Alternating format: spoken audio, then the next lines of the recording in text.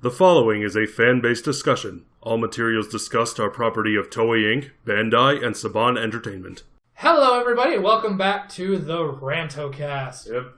Now, we're starting recording this one immediately after seeing a comment on one of our recent videos. This is a fan suggestion. Suggestion, top 10. Thank you, because I got agitated as hell, and that's why we're doing this now. It was in the top 10 Red Ranger video, wasn't it? Yeah, so we're going to be ranting about what we like to call the secondary writer bitch syndrome.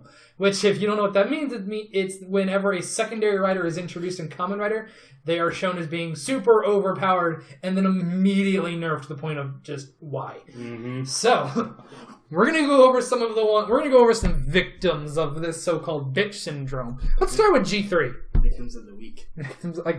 Victims of the show. G3. Here's the thing with G3. He starts off as a bitch? No. Because of the fact that he's a man-made writer, he's not going to be as strong as a natural one. He was based off of Kuga, and they did what they could with the technology that they had at the time. Fair enough. Get it. However, when it's just G3, it's like he doesn't even really get a chance. He just gets destroyed basically every single time he's going out and try to fight. To the point where you're just like, why try? Basically. Why try harder? To be fair, he does end up getting better when he ends up becoming G3X. He does help Gills end up taking down a lot of the monsters, especially later on in the series. And, they all fought God. So there's that. That's pretty great. But the fact that still he's not that useful by himself. And he's sort of the opposite of it, because he was never that strong to begin with. But gets better. He gets better, but he's still not as strong as he But possibly to the point where he isn't required in the show. Yeah. Now, the next victim, and I use the term victim very, very purposefully, is Kayaksa. Here's the thing with Kayaksa. He was actually... Besides the neck breaking? Well, that. He was actually extremely strong by himself. He was actually sort of on the same level as Fies, minus the blaster form and Axel. And then he pissed off a lot of people. And got killed. Now, he's not really so much a victim of this syndrome as basically a lot of the other writers on our list, because of the fact that he got killed. Everything that happened was legitimately his fault. Everything. It's just like you don't even have a choice anymore. You just end up legitimately getting your neck snapped. It's just like, well, I guess them's the breaks. But who's next? Moving on, we're gonna go to Garen. Garen, okay. From Blade. Now, yeah. He's actually really good. He's the smartest one. Well, I guess not the smartest one, but he has the most experience out of all the, Blade-based writers when you're not Chalice, because Chalice is just as strong as King Form, really. The biggest issue with him is the fact that the monsters legitimately... It was a much more gradual thing with him. He did get an upgrade in Jack form, so he basically was just on par. But then after a little bit, the monsters started to get in the same realm of Blade King form. And when they do, Garen can't really end up doing as much. He's much more of a distraction. Lee Engel has the same problem. But he's not a secondary writer. Next. Oh, we're going to go... Kagami! He gets killed legitimately during that show. And then Hyper Kabuto brings him back. Now, Gatak, it's not really. It's a little more jarring with Gatak because he didn't become a Kamen Rider until like the 30s. He was the B for a little bit, and then he wasn't the B, and then he became Gatak. And then Gatak got, because by the time he was introduced, didn't Kabuto already have Hyper? No, he got Hyper a little bit after. So, but as soon as Kabuto got Hyper, he was pointless. It's weird, though, because basically... Because then you can travel through time. Yeah. Here's the way that I look at Kabuto. Kagami's a legitimate main character. True. Tendo is very, very strong, but he's sort of to the point of over the extreme, because you can't He wasn't the main character of Kabuto. Kabuto was the Deus Ex Machina of the show, where somebody had to come in and fight and beat up the monster. It was him. But Kagami is the one who was basically the everyman who tried his hardest to do everything in this show. And then didn't. And, he did as possibly as he could. He was legitimately in the final battle, and he helped Kabuto at the very end. Kabuto didn't really need him, though, because as also that final battle shows, Kabuto could blow shit up with a flower. Yeah. So, to the point of where he is no longer needed, he does fall under this bitch syndrome. But he is the most interesting character to watch during the show. That's not saying much when all the other characters aren't that interesting. Well... Except for, 3. Well... It's depending on how Other than Drake, the Scorpion guy, and the Bee, and the Hoppers, who else were interesting? Ultimate makeup. I said Drake. The best. God, he's so good. But Gattack doesn't really end up having as much of a problem as some of the more recent. Which, trust me, The Neo Haste era is where this really becomes fucking a problem. So, why don't we... Because Ixa was fine. Yeah. Ixa had a lot of issues where he kept being changed. Well, the thing about the secondary writer in Kiva is that they were on 2 different timelines, so they didn't have to interact with each other. So, well, no, they did. Not as much. The original Ixa was, the one from the 1986 timeline, but the one from the 2009 timeline was also the same one as the. But he never really seemed to fall into this category. That's right. He never really actually ended up seeming to have that underpoweredness. Ixa Rising was extremely powerful, and it's just like. And look cool. You get. And look very cool. I liked all the blue and I liked all the gold. Look great. Anyway. But then we're going to get into the Neo. We'll get to blue and gold later. Yeah, we'll get to blue and gold is a bad thing later. Moving on. The end. Still, I know, but I just want to say this real quick because we just finished these reviews. What a bitch. Moving on. About to say, he is the one in the original ending of Decade. He did shoot Decade in the head and killed him. So. Fair enough. But and that should have ended so many people's problems, but no. I was like one of the poster childs of this syndrome is Axel from W. From W. You terribly. Oh God. You came in and you were like so confident. You could turn into a bike. You had a sword heavier than Mjolnir, for fuck's sake. And then what happened? Didn't he? He got trial. He got trial. Great scene, by the way. That was a great scene. And then later on, when he was trying, that wasn't even. That was what, like 2/3 of the way through the show. Yeah. And then near the end, it's just like. Remember the moment they found like the final, monster? He ran up to it, and the guy had telekinesis. So he literally just lifted him up and threw him away. Yeah, it's just like that. I mean, at the same time, you are adorable. But at the same time, that is the final monster. He should be threatening. Threatening, yes, but I mean, at least let the guy get a swing and just not. Don't Magneto his ass away. Because, I mean, was it in this or... I mean, to be fair, he did get his own movie. That was great. It was a good movie. That was a very good movie. In that Pistol whipping scene... people. I'm just talking about this because I want to talk about it since we're on him right now. He had missiles flying at him, and he was in trial form. And he kicked them. No, he didn't. Oh, yeah. That was the thing. He didn't. I was just like... Trial. That would have been like the greatest thing this show could have done for him. And he didn't kick missiles away. Would have been a great redemption. It would have been one of the most. He was certainly fast enough to do it. Yeah. He just didn't. No. But the super poster boy of this one is Birth. Now, which one? Shit. The original Birth, Date. Oh, the hot one. Because, the point of Birth, when you think about it, is that... The first time you see him, I believe, is when Mizul has transformed into that gigantic monster. And he just shoots her out of the sky.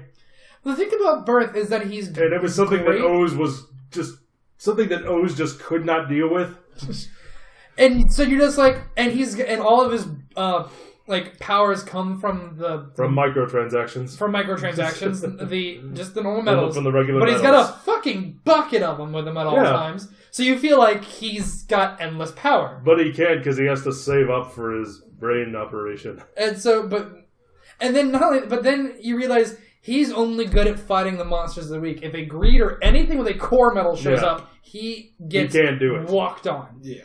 And then it just gets worse with... Which makes it worse because the first thing he takes out is a greed monster, one of the big ones. He is the original Kamen Rider Bird, and then he gets downgraded super hard. Date does. Date goes to get to prototype. Yes. Birth prototype because he switched hands and went to go get a surgery and whatever.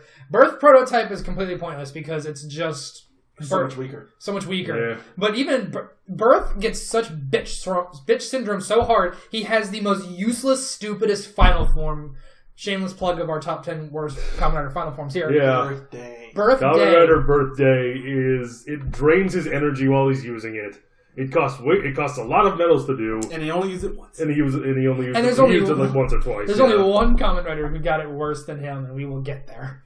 Now, moving on, we're going to go ahead and go to the next show. Meteor? Yes. Meteor didn't really end up having that much of a problem. He killed Forze. Yeah. He did kill Forze. Yeah, he did, with a 1-inch death punch. He had, the biggest thing because with the last two of the Zodiacs that they had to fight with Leo and Sagittarius. Yes. He just could not. I mean, he is the one who ends up beating Leo at the very end, and I like that growth that they did. So Mio doesn't really end up having that much of an issue as, say, the next one.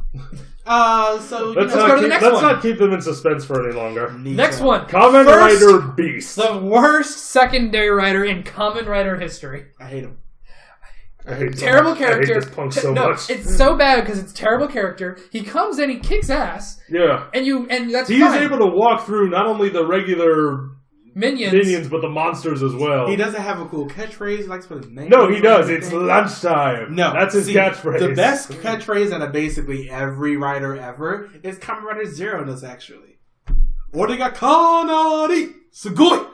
I fucking love his catchphrase. He's very strong. He lets you know it. This guy, however, is awful. This guy is terrible character, terrible suit, terrible final suit. Oh my god! Why did you think back to blue and gold? You think after the second time that they used it, they wouldn't use it immediately again? Because there were about 5 years or so between Ixa and Meteor. But also, Meteor came right before him. His final form had the same color. It just made it that much more same jarring. Shades too. And the fact that he also has tassels. Tassels are now, his to be daily fair, weapon. he didn't get to use those tassels as an actual attack. I didn't expect it. Okay. But the worst problem is that when he's introduced, he can kick ass, take names, but from that point on, he is only worth fighting the minions. He's secondary writer to the extreme. All he does is fight and eat the minions. That's it. He can't do anything else. Until he gets... It doesn't help when your finisher is based upon an RNG generator. Or RNG, yeah. Yeah, it is random generator. It's his dice roll. Now, to be fair, he does end up having that one time where he rolls a 1, he rolls a 1 Falcon super big, and it goes and kills the monster. Great. Okay, I guess willpower. Because then when it's so bad, when he gets his final form, you go, oh god, he might actually be useful. That's how bad it is. And even after that, he's still not fucking useful. Now, he's not the worst offender of this. We haven't gotten there yet. Who's the worst offender of this? You'll see in a second. Now, of course, we have to skip over Baron. You're right. I'm sorry. Yeah, the worst offender of this. Yeah. Now, Baron, we don't end up counting it all. We don't count him because he was the main villain. He became the main villain by the end of the show. And he was never really nerfed. He was like a better fighter than Gaim for most of the show. It's just that Gaim got more forms. Yeah, he got more forms. We do not end up counting Mach. I mean, he had his moment where he came in super powerful. He was still useful. He wasn't as useful as Drive, yes, but he still had his moment where he took out one of the major villains. He broke his own limit, and I think with Dead Heat, and I think that made him just that much more, worth it. But then we end up getting to legitimately the worst offender on this list. Kamen Rider Spectre. I've never seen someone who's been so useless, such a useless character, it's and worse. Such a useless plot line, it's worse. So in love with his sister, he can't do anything else. I just don't understand. It's worse when you introduce a writer and what make he him does, threatening. And not only make him threatening, you introduce him, make him threatening, and you introduce him by kicking the ass of the main writer more than once. Mm-hmm. And then as soon as they're buddies, he becomes a bitch. Now, he does end up getting his... Who is in love with his sister. And Ghost. He does end up getting access to his Deep Spectre form. He can start taking on some of the other, the final monsters that they kept on. All he needed was a pair of, giant sunglasses. And then they don't end up doing that anymore, and he just constantly ends up getting beaten up by the same monsters that he was previously fighting, and he is becoming extremely useless. Now, you guys haven't watched the Ghost finale. I have. I don't care if this is a spoiler. I really don't. That show is terrible. But let me explain exactly what's wrong with this show. As I mentioned before, Infinity is awful. This form is so overpowered, I can't even with it anymore. He means Ghost Infinity, not Wizard Infinity, by the way. Mugen form. But either way, it's still Infinity. There's still a giant 8 on the motherfucking thing turned sideways. Now, here's the thing. As I said, this form is just basically, I'm just going to walk through everything and not give a shit about you, your mother, your grandmother, or anybody else who matters to you. You're going to die if I end up finding you. So that's all that he basically ends up doing that. I heard. But here's the thing. At the very end of this show, when all of the writers, we're including Necrom in this because they both end up having the same goddamn problem. Why the hell is Takaru Jesus? In the fact that legitimately, Spectre and Necrom can't do anything against this guy. And then Takaru comes in and just like, hey, I'm here, I have Infinity now, I'm just gonna go ahead and not use it. And not even do anything with it. Turn to all the other motherfucker forms that he gets throughout the rest of the show. Infinity is terrible, by the way, because he doesn't end up using it at the end of the show to begin with. He ends up defeating the final guy, the other goddamn Kamen Rider that they ended up introducing at the very end of the show. He beats him in his goddamn base form. and these two couldn't do shit in their powered up forms. Right. I'm just like, you can't do that to a character. That you is try too to have, inconsistent. It's the inconsistency between Spectre's beginning and Spectre's end is staggering. It's like you walk in, you get hit with a wave of weed smoke, and that's basically the end of it. I can't with this character anymore. It's just, oh my god, I don't understand. Like, Spectre had the whole side plot, which was terrible with his doppelganger, because then you're just looking at it like, okay, but why though? I don't understand exactly why this character is this, but I guess, fuck you, I guess why not? And then it's just like, okay, so you end up getting that character's powers back, but you still end up getting jobbed so hard by the goddamn main villain that you don't worse shit. Go the fuck away with that shit. I really hope that they don't end up doing it again with Brave or Snipe, and they already did it with Laser Bye. I mean, Spoiler alert. he done. I'm putting a warning in the beginning, so. Yeah, beware of spoilers in all of our videos. But I can't remember the name of the guy who asked us to do this. This was your fault, by the way. This is probably what he wanted. This is what he wanted. He got it, and god damn it, this was your fault. Thank you. I'm so upset. Oh god, I'm so upset. We have been complaining about bitch syndrome for secondary writers since college. Because it kept happening. It kept happening. We got 2 years where it didn't happen. And then it happened, and it's like they made up really hard with Spectre. Because, like, I feel like, in terms of, like, the people who, like, fight this syndrome the most are Commodore Knight, because he was secretly the main character in Disguise. Knight was legitimately, he outlasted, because the main writer, if you haven't watched Ryuki, spoilers, he outlasts the main writer. The main writer dies, and he's the only one at the end who ends up winning. I cannot wait for the review of that so we can reenact that death scene. Yes. It's going to be the longest review ever. Yes. Like 3 hours. It will get dark by the time we're done. Anyway. Don't forget to turn off the oven. Baron, because he was so important to the plot, and he never got nerfed in power. The only reason got farther is because he got more forms. But Baron made up by getting the energy belt. Then he became a fucking overlord and became the villain. Mach, great secondary writer. He stayed important. He was essentially what Beast was trying to be, but did it right. He was the comedy. He was the optimistic comedy guy. He's basically what Beast was in the Wizard movie throughout the entire show. Useful. Useful as a writer and useful as a character, because he had a good range of emotion. He could be the funny, optimistic guy, but when shit got serious, he got serious. And also semi-genocidal, but we'll get to that in the review.